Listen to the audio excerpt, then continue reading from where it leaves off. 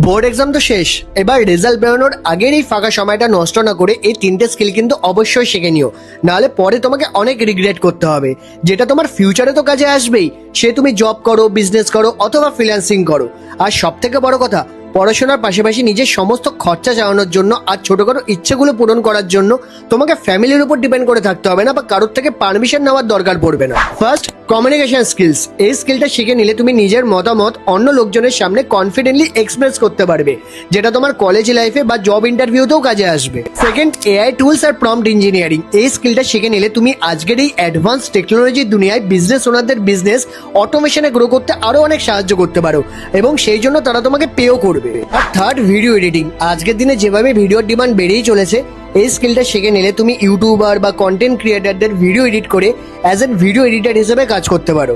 আর এই তিনটে স্কিলসই আমি একটাই রিসোর্স থেকে শিখেছি, যেটা ডিটেলস আমি তোমার ইনবক্সে অটোমেটিক্যালি সেন্ড করে দেবো। জাস্ট আমাকে ফলো করে কমেন্ট করে দাও রিসোর্স। আর হ্যাঁ, এই রিলটাকে তোমার ওই বন্ধুদের সাথে শেয়ার করতে ভুলো না, যাদের সাথে শুধু টাইম পাস নয়, স্কিল শিখে লাইফে গ্রো করতে চাও।